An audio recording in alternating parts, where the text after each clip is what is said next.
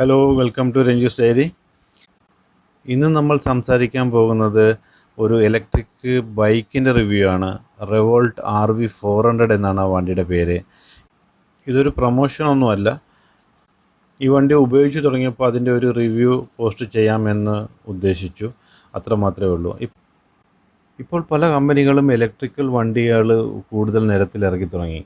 അപ്പോൾ നമുക്കെല്ലാവർക്കും പെട്രോളിൻ്റെ കാര്യവും അതെല്ലാം നോക്കുമ്പോൾ ഇലക്ട്രിക്കൽ വണ്ടിയിലോട്ട് മാറിയാലോ എന്നുള്ളൊരു എല്ലാവർക്കും വരുന്നുണ്ട്. പക്ഷേ എങ്കിൽ തന്നെയും സ്കൂട്ടറുകളെക്കാളും കുറച്ചുകൂടി നമുക്ക് ബൈക്ക് കൂടെ ആയിരുന്നെങ്കിൽ കുറച്ചുകൂടി ബെറ്റർ ആയിരിക്കും എന്ന് ചിന്തിക്കുന്നവർക്ക് വേണ്ടി നല്ല ഒരു മോഡലാണ് RV400 എന്ന് പറയുന്നത്.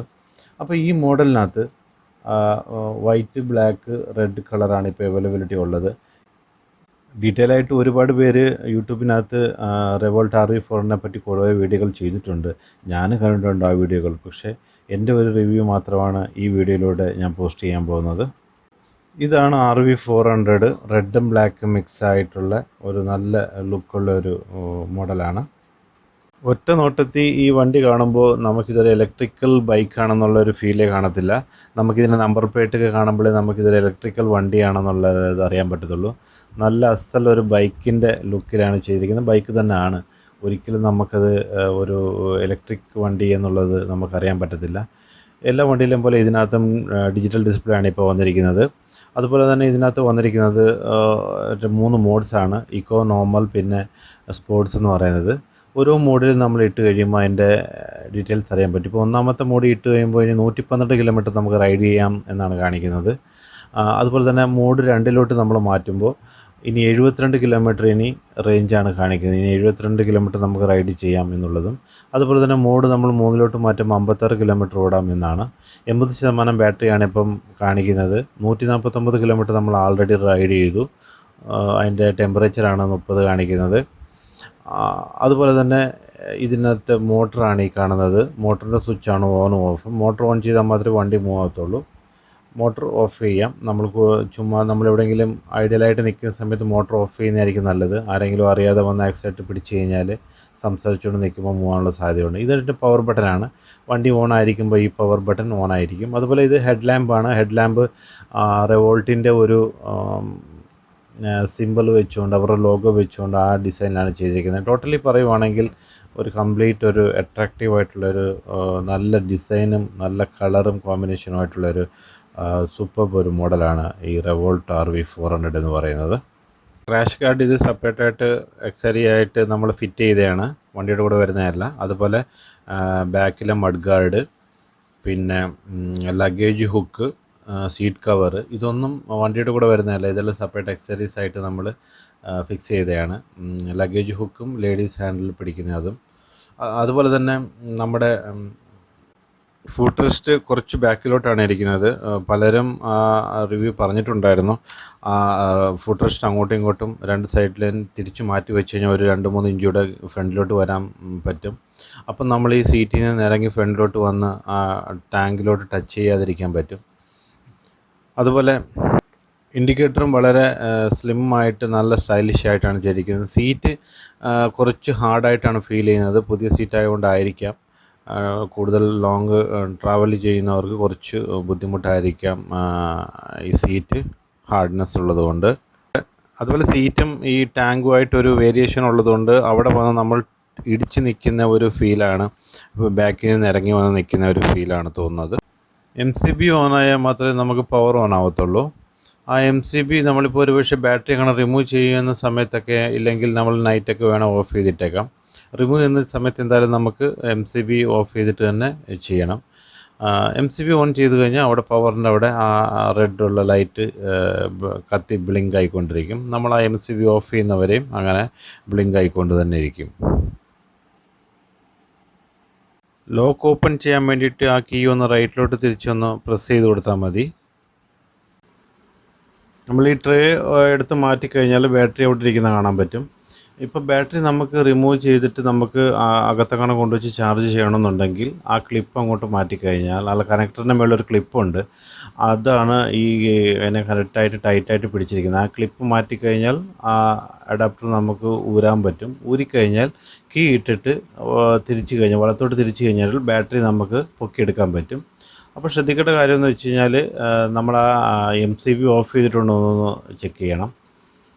MCB ഓഫ് ചെയ്തിട്ട് നമുക്കാക്കിയിട്ട് എടുക്കുന്നതായിരിക്കും നല്ലത്. അതുപോലെ നമ്മളത് എടുത്തു കഴിഞ്ഞിട്ട് നമുക്ക് അത് ജസ്റ്റ് പ്രസ് ചെയ്ത് കഴിഞ്ഞാൽ ആ ടാങ്കിൻ്റെ ആ ഭാഗത്തുള്ള അത് ലോക്കായി പോകും ഓട്ടോമാറ്റിക്കലി. അതുപോലെ തന്നെ നമുക്ക് ആ ട്രേ നമ്മൾ ഇത് റിട്ടേൺ വെച്ച് കഴിയുമ്പോൾ നമുക്കതിനകത്ത് ഫസ്റ്റ് എയ്ഡിൻ്റെയും ടൂൾസും അതിനകത്ത് ഇരിപ്പുണ്ട്. അതിൻ്റെ കൂടെ തന്നെ നമുക്ക് നമ്മുടെ മൊബൈൽ, പേഴ്സ്, അങ്ങനെയുള്ള സംഭവങ്ങൾ നമുക്കവിടെ വെക്കാൻ പറ്റും. അത്യാവശ്യം ചെറിയൊരു സ്പേസ് ഉണ്ട് അവിടെ വെച്ച് കഴിഞ്ഞാൽ പിന്നെ നമുക്ക് അതിപ്പോൾ ക്ലോസ് ചെയ്യുമ്പോൾ ജസ്റ്റ് അടച്ചിട്ട് ക്ലോസ് ചെയ്യാൻ വേണ്ടിയിട്ട് കീ ഒന്നും പ്രസ് ചെയ്യേണ്ട ആവശ്യമില്ല. നല്ലപോലെ ഒന്ന് പ്രസ് ചെയ്താൽ മതി, അത് ഓട്ടോമാറ്റിക് അങ്ങ് ലോക്ക് ആയിക്കോളും.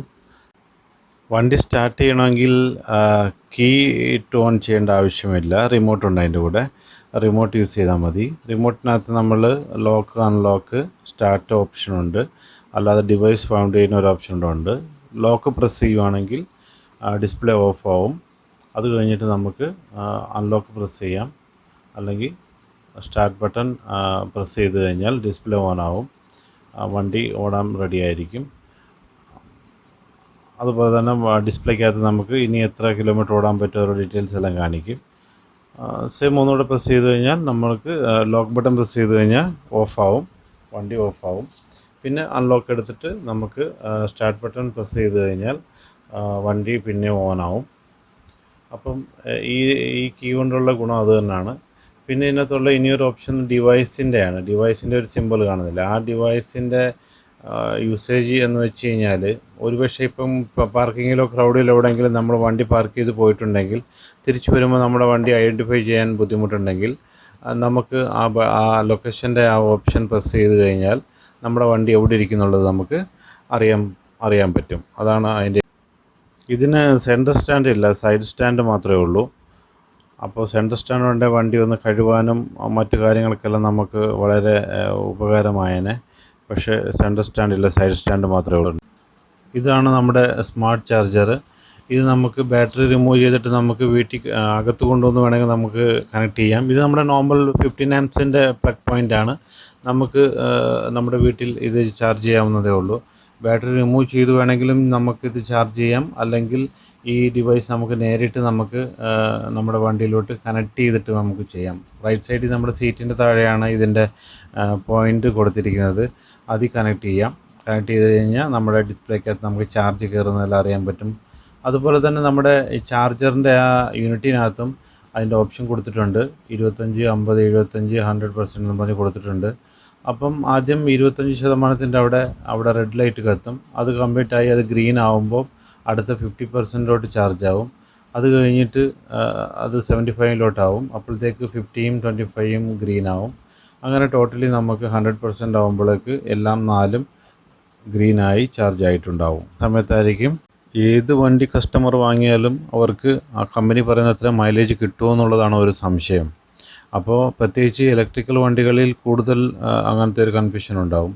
അപ്പോൾ ഞാൻ വന്നത് എക്കോ മോഡ് ഇട്ടുകൊണ്ടാണ്, യൂസ് ചെയ്തതുകൊണ്ടാണ് എനിക്ക് 130 കിലോമീറ്റർ പക്കായിട്ടും കിട്ടി. 129 കിലോമീറ്റർ, അതാണ് ഈ ഡിസ്പ്ലേ കാണുന്നത്. എറണാകുളത്ത് നിന്ന് വീട് വരെ എത്താനുള്ളത് 129 കിലോമീറ്റർ ആയിരുന്നു. അത് പക്കായിട്ട് എത്തി.